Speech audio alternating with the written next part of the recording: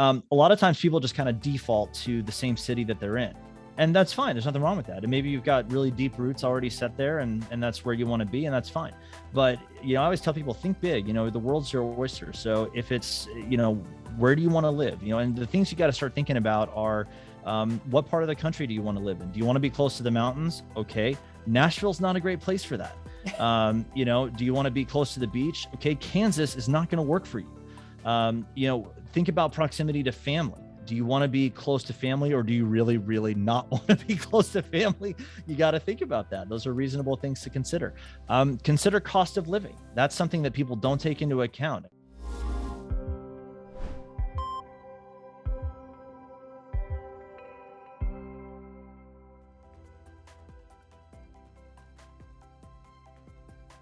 Welcome to today's episode of the Providers, Properties, and Performance podcast, where I interview Dr. Brent Lacy, who's an MD, gastroenterologist with Texas Digestive Disease Consultants, and he has started a practice called the Scope of Practice, where he consults with other clinicians on their personal finances, and especially when they are considering opening up a private practice. So welcome to Brent, and thank you for joining. So Brent, welcome to the Providers, Properties, and Performance podcast. Oh, hey, thanks, Trisha, for having me. I'm really excited to be here. So just so the audience knows, you are an MD, gastroenterologist with Texas Digestive Disease Consultants, and you founded the business, The Scope of Practice. Yeah, I can't resist a good dad joke. So that's how that name came about. Well, what inspired you to become an entrepreneur and start advising clinicians on financial independence through your business, The Scope of Practice?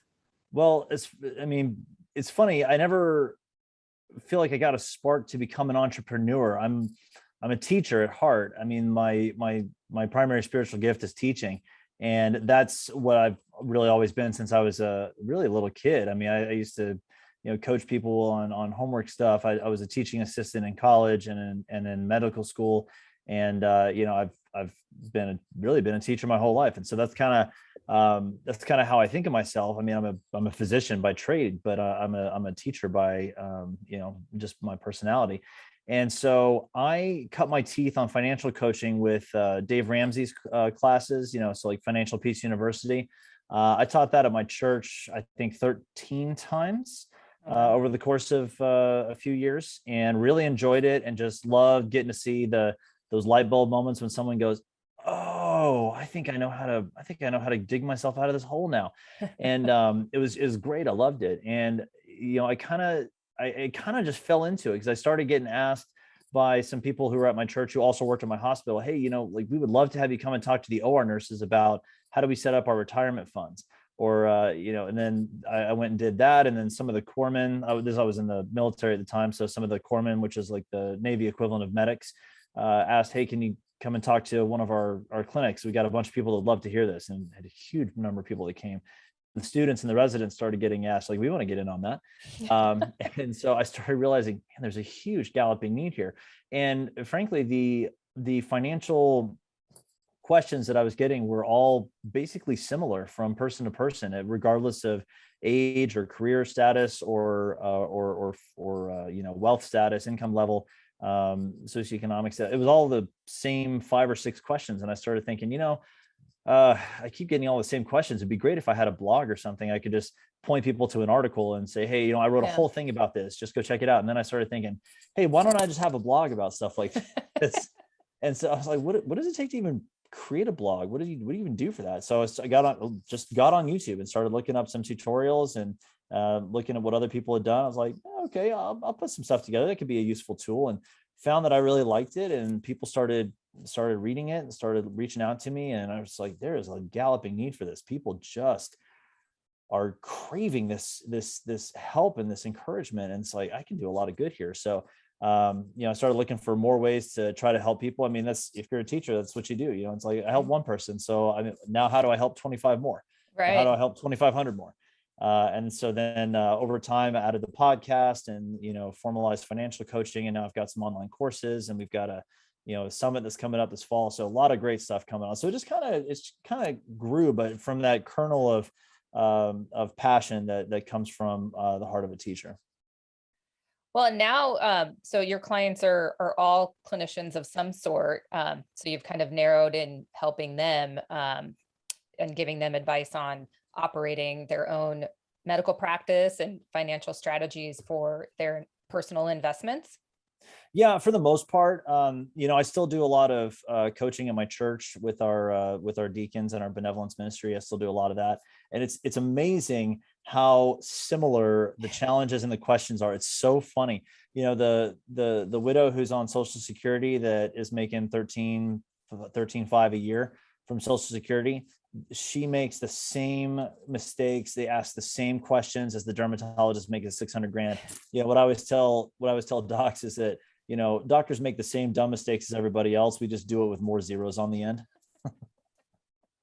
So, but yeah, and I've gradually branched into, coaching people on, business management strategies, leadership. That's really my true passion, I think, is really helping turn physicians into the leaders that their companies need them to be. I really enjoy that.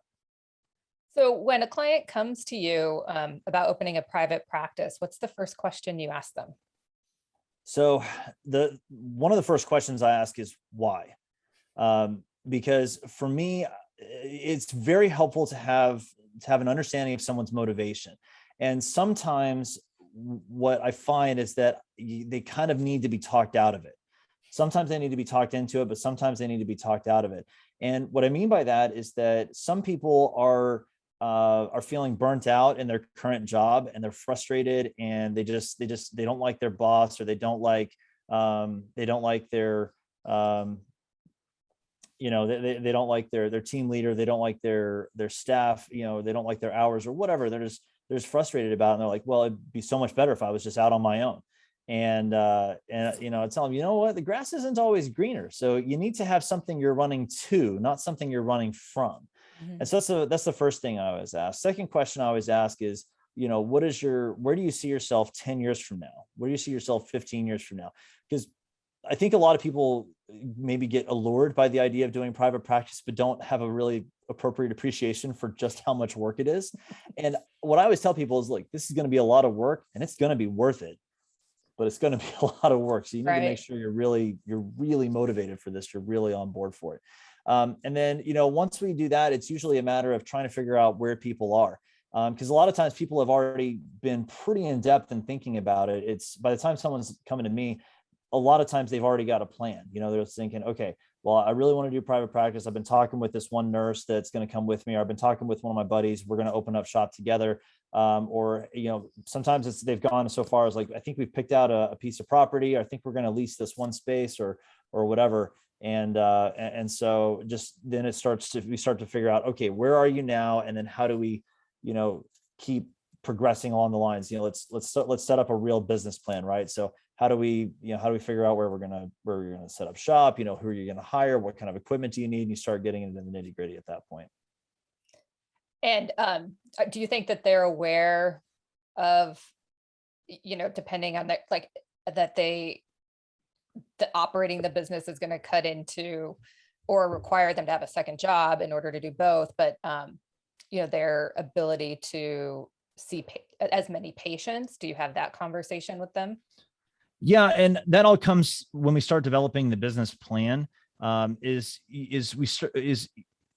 helpful to get it down to a specific number. And one of the things that's kind of nice about medical practice is that you can calculate it to a certain degree. So if you know what your monthly expenses are, you can figure out what your break-even point is. Okay. So if you have a dollar amount that is your break-even point, then you got to translate that into how many RVUs is that, or how many patient visits is that, how many operations, how many procedures is that.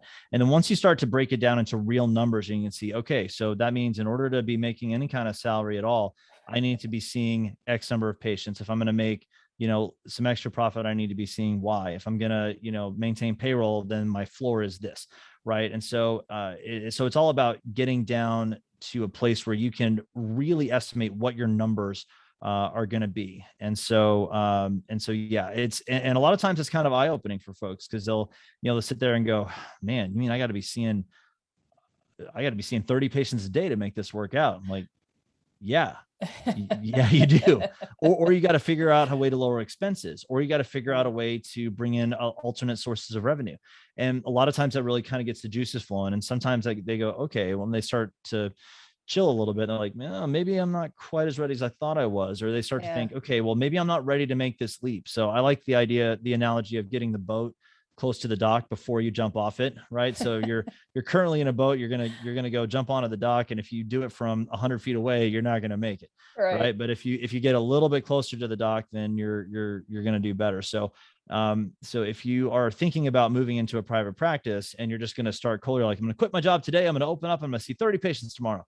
No, that's not going to work. So there may be ways to ease into it. So maybe you start small, maybe you start without significant equipment, significant staff. You just start, putting out some feelers, start getting some, some name recognition, but maybe you go part-time in your job before you start moving over, but there's lots of different, or maybe you're doing locum tenens 2 weeks a month, and then you're building your practice the other 2 weeks a month. There's lots of different ways that you can start to build it, but it's really helpful for people to have a thorough understanding of what they're getting into before they start.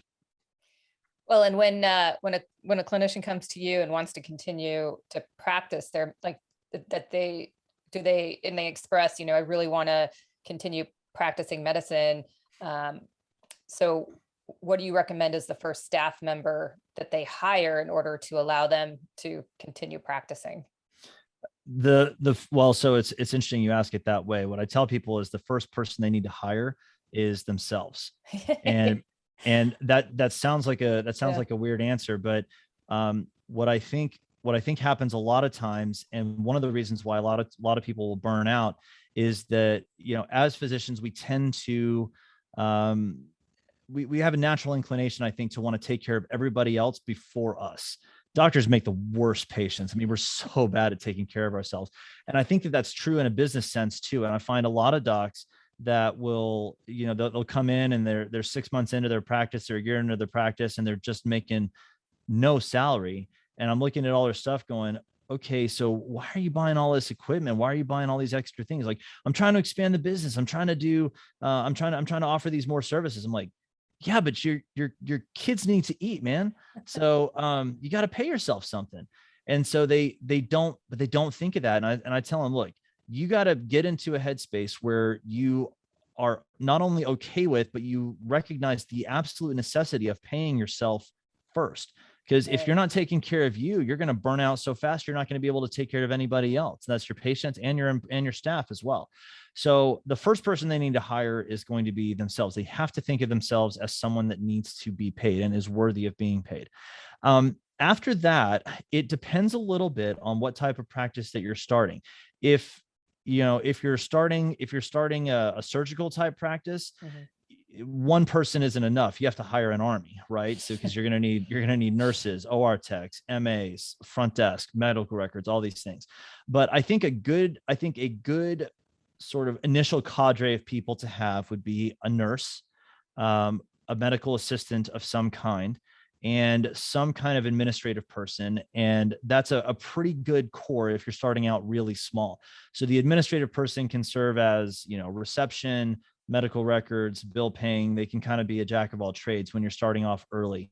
As you start to grow and expand, and that job becomes more than one person can handle, you split that into two jobs. You have one person who's reception and answering the phones and scheduling, and you have another person who's doing medical records and insurance and billing. And then when that gets to be more, you're getting more and more patients and you're expanding and you're adding services, now that's too many, and you start to create new jobs. So you allow the expansion to happen organically. One of the things that I think people do really very frequently, and I think that as physicians, we're really prone to stepping in this bear trap, is thinking that debt needs to be a way of life, or just is a way of life. And so, you start to hire a bunch of people or buy a bunch of equipment or lease a bunch of space, and you're like, whatever, I know I'm going into debt. It's okay. I'm a doctor. I can make money. I can pay it back. Maybe if it all works out, but we're so numb to the idea of debt because we spend a decade to a decade and a half with our student loans hanging around our neck like an albatross, and we just can't pay it back because we're not making any money in training. And so then you start to think of debt as just a way of life, or even as a tool that you should use all the time. And so I always encourage people, don't feel bad about starting small. Do not despise humble beginnings.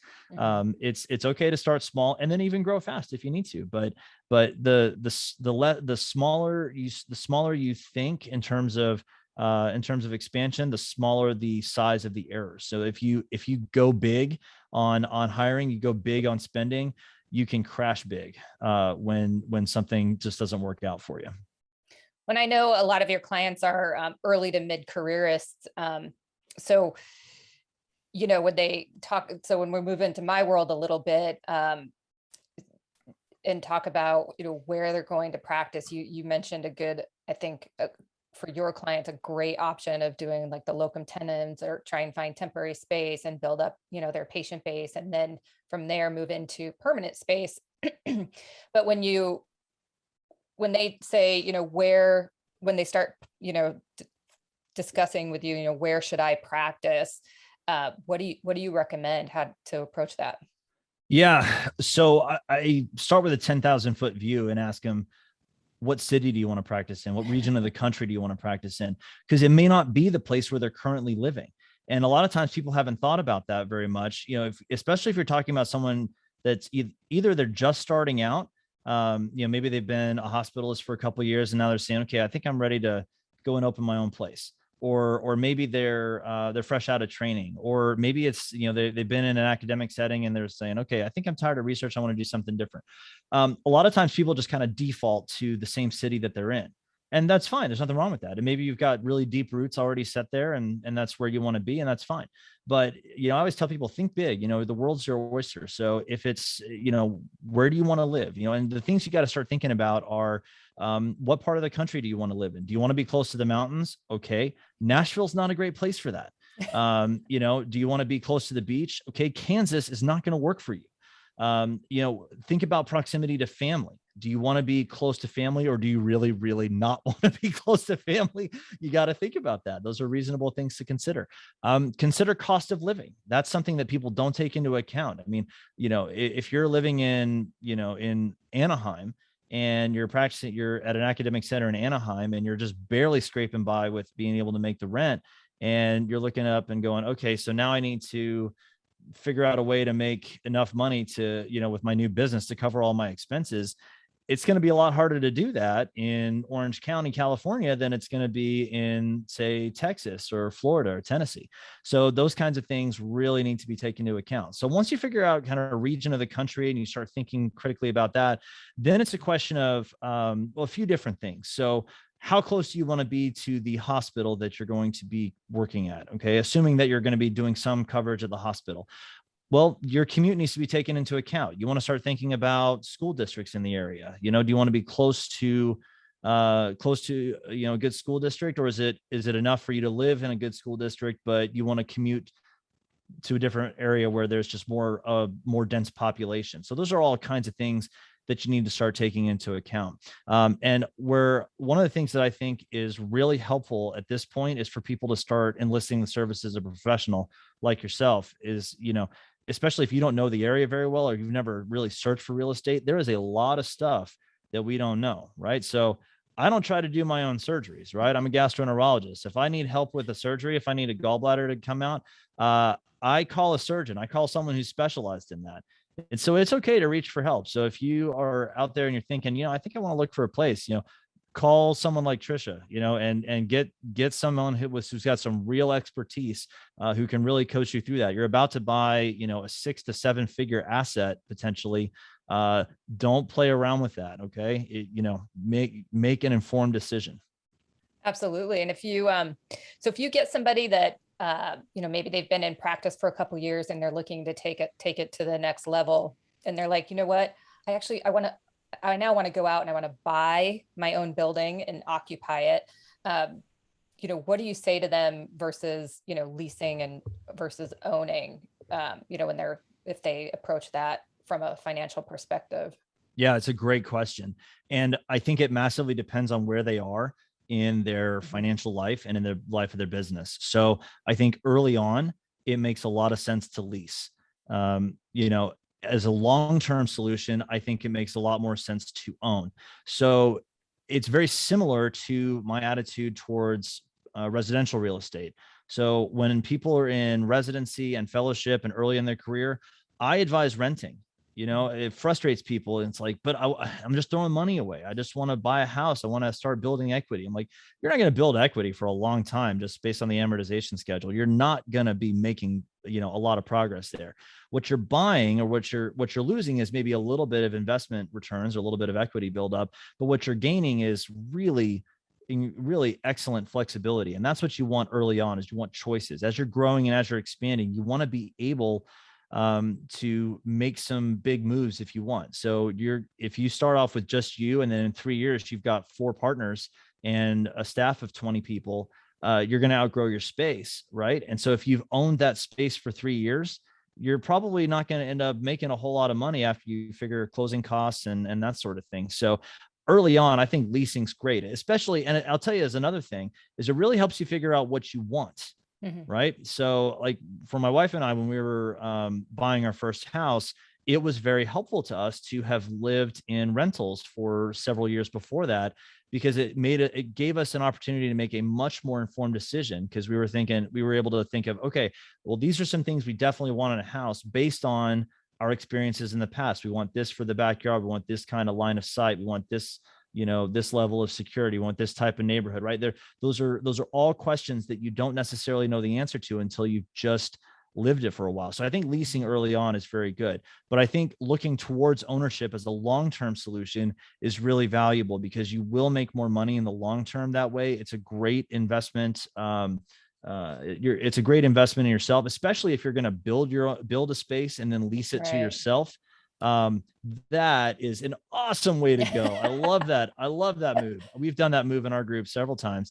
We'll build a space, lease it to ourselves, and the person, and then we sell it some years later. And then, it's worth a lot to an investment, like a real estate investment trust, because they have a long-term tenant, namely us.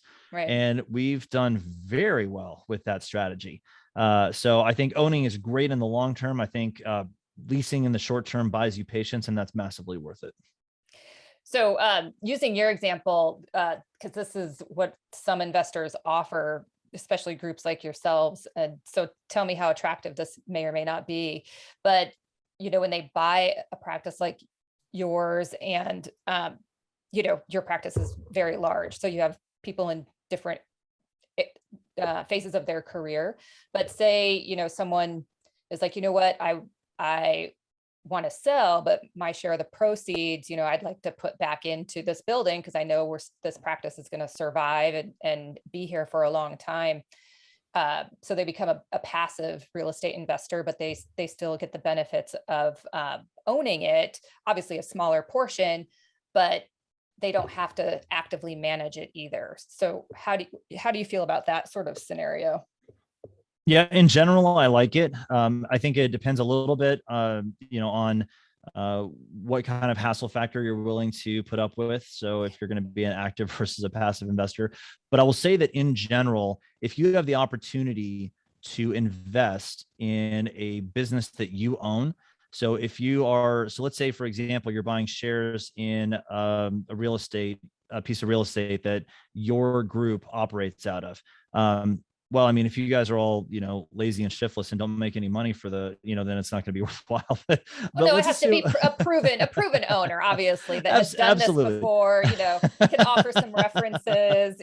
Oh, absolutely. So qualifying that, they've done this before and they're not just offering it as, their first time out. Sure. Absolutely. So for that kind of thing, I think it's great. We've done that several times. And, one of the things that's really valuable about it is that it takes some of the uncertainty out of the situation. So if you're going to put in a different tenant in an office building, maybe they're going to be good, maybe not. It's hard to know. But if you know the quality of your work and your business is making profits year after year, you're a really solid tenant. You're going to be getting rental income. That is a really nice, steady, passive income stream, and that can be very valuable, especially as you start thinking about the situations like the COVID shutdown or recessions. When all of a sudden things are going to change, diversifying into different income streams can be tremendously valuable. Well, and one of the things that I find some of my clients are very comfortable with investing in healthcare properties because I think the first thing is when you are investing in something, it has to be something you understand. And, if a physician can look at the tenant mix and understand if the tenants are, make sense in a building, if it's going to be an ecosystem that survives because of the referrals that they can pass along. So would you think that investing in healthcare properties is a little easier for a physician to understand and more feeling comfortable doing because they can really understand the investment? Yeah, it's a great question. I think that when you're first starting out, there's an element of the unknown that is going to be true no matter what sector of real estate you're going to be investing in. So there's going to be a little bit of we don't know what we don't know. Mhm. But I think there is some validity to the idea that we may feel a little bit more comfortable simply because we work in the healthcare space. So we are at Right. least more familiar with what's the typical turnover rate, what's the likelihood that a practice is going to stay, what's the typical profit margin of, say, a family medicine practice versus an ambulatory surgery center, what kind of investments are required, what kind of returns are we likely to get. So I think there are some aspects of it that are easier, but honestly, this stuff isn't that hard to figure out. You just got to start learning it. You just got to go, read books, listen to lectures, listen to podcasts like DocProperties, things like that. And so you can learn this stuff. The stuff's out there, but yeah, whether it's easy or not, it is definitely worth it from a financial perspective. And so, if you don't know about it, go learn about it because it's worth it. All right, so we're going to get into a little bit of your story. So how did you decide to become a physician and then specialize in gastroenterology? So I went to college as a business major, and I was planning on going into marketing. I've always been a writer. I love writing. Probably one of the things that drew me to writing the blog and creating the podcast. But I started off as again planning on going into marketing, and then my freshman year of college, I went on a medical mission trip to Mexico with the medical school in Dallas. And I just went as a translator. I speak Spanish, so I went as a translator, and really felt that week that God was calling me to a medical practice, really calling me into the medical field, and couldn't shake it. And so about 2 weeks later, I'd been thinking about it, praying about it, talking to my folks about it, and changed my major to pre-med and crammed the entire 4 years of pre-med into the last 3 years of college, which is not a strategy I generally advise for people. But it was great. And I never looked back, and I've been incredibly happy with it. As for GI, I liked GI ever since I started learning it in my first year of med school. I just found the diseases to be fascinating. I think the liver is infinitely interesting. And, we take care of really, really sick people and get an opportunity to do some real good. I have a lady that I just saw today that has acute hepatitis B, which is incredibly unusual in our area. And, but we figured it out, and she's going to get better. And man, she was just, the look on her face when I gave her a big hug, she was just, you can't get enough of that. I mean, I can't imagine giving that up. No, absolutely. So I'm gonna, since I have kind of the source, as I would call you, with regard to some questions here and with regard to healthcare and private practice. But do you think that in 20 years, more physicians will be employed or in private practice? And that's a great question. The ratio shifted to be majority employee physician in 2018. It was the first year that it was over 50%. I think there's going to be, I think if you include things like locum tenens and, concierge practice, direct primary care, things like that, I think it will start tilting a little bit private practice in the next few years. What's going to be interesting is to see whether or not the private practice companies or the different private practice businesses will be able to withstand the wave of hospital organizations and big healthcare companies that are buying up all these little practices and absorbing everybody. Mm-hmm. That's the thing I think is going to be the real challenge. It's not going to be so much individual physicians wanting to start private practices. It's going to be, existing private practices that get bought up and get absorbed into corporate healthcare. So I don't know, it's going to be hard to stop that corporate machine, but I'm going to keep fighting the good fight and encouraging people to go into private practice. I love it. I love the autonomy. I love the flexibility. I love that I don't have, the whips of my masters behind me or anything like that. I mean, if I'm not going to work one day, I'm just not going to work that day. I mean, Yeah. but I can't do that. I have to work every day because otherwise I go crazy. but it's one of those things that, it's there for the taking. And I think if more physicians really understood what the,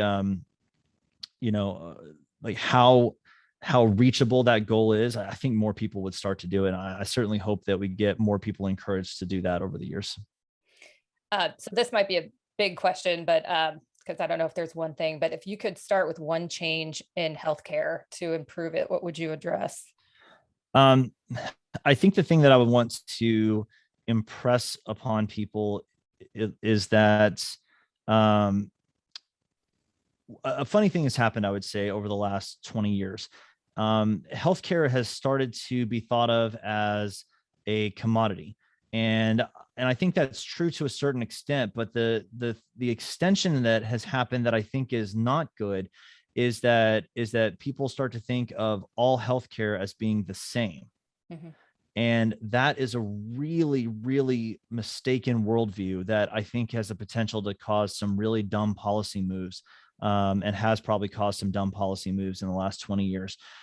So, for example, so you're a realtor, right? So you have a lot of experience doing commercial real estate. I would bet my next paycheck against your next paycheck that there's a list of, I don't know, 5, 10, maybe 50 people who are realtors in your city that you would never, ever recommend someone go to, ever, because they're just not very good, or they're swindlers, or they're just not knowledgeable, or they've made stupid mistakes, right?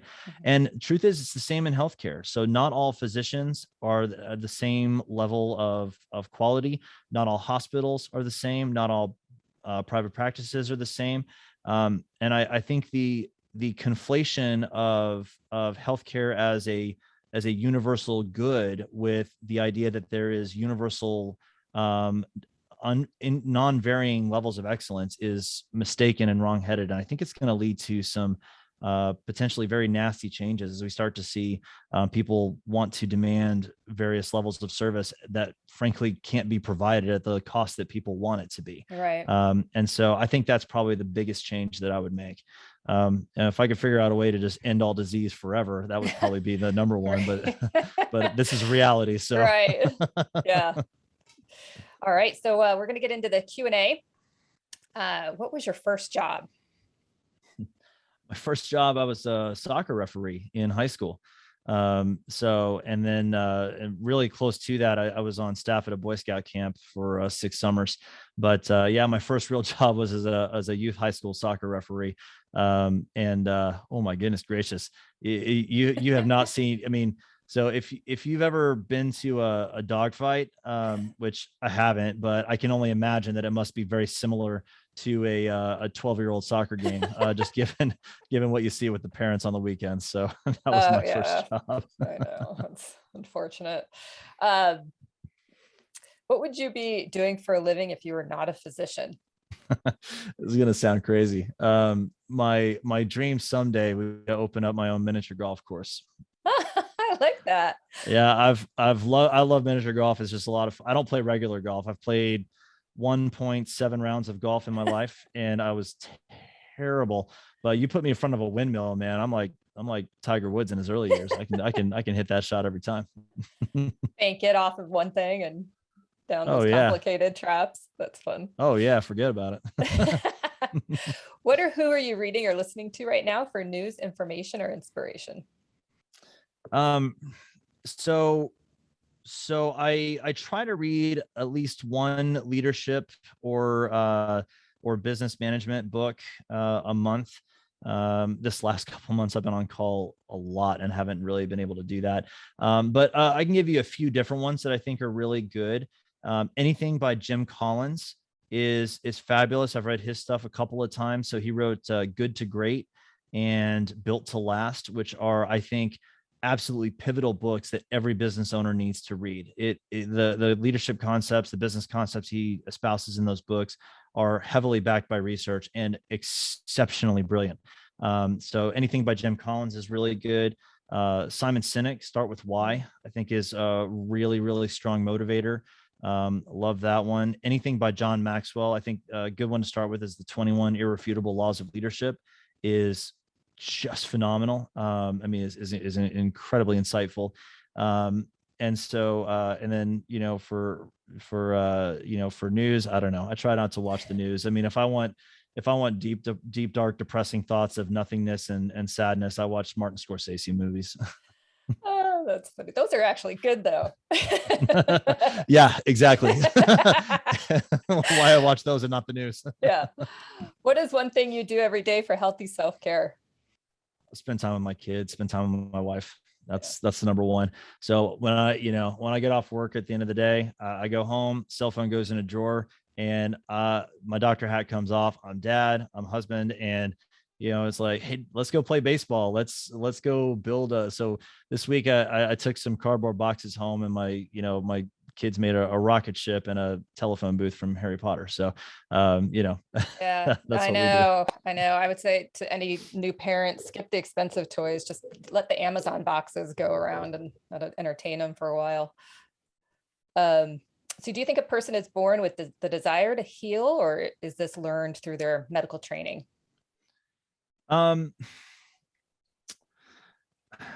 I think that, as far as physician motivation, I think that it's more a desire to help. I think physicians are naturally inclined to be helpers. I think they're naturally inclined to be teachers to a certain degree. And I think the healing is kind of an extension of that. And I find that a lot of the times, not all the time, but I think a lot of the times the physicians that I've worked with, they had some kind of an experience that really got them motivated to the medical field specifically. They've always been sort of geared towards helping, but they broke their ankle when they were, in 7th grade, and they had a great physical therapist who worked with them, and that inspired them. Or, the person, there was a guy in their scout troop who was a physician who was just a real mentor, or, someone at church that they really looked up to who was in OBGYN or whatever. So, so I think to a certain extent that is probably shaped somewhat by our experiences, but I think all physicians are inclined towards helping and towards service. I like that. Well, thank you, Brent. This has been a wonderful interview. I really appreciate your time. Well, thanks for having me on, Tricia. And if people want to get more reading, get more stuff, feel free to check me out. I'm at thescopeofpractice.com, and all my stuff's on there for free. And you're going to be on my podcast soon, so people Yes. definitely need to go check that out. I'm excited. Yeah, I'll have all of your web address and all of those links for people to find. Awesome. Well, thanks for having me. I really appreciate it. Thank you.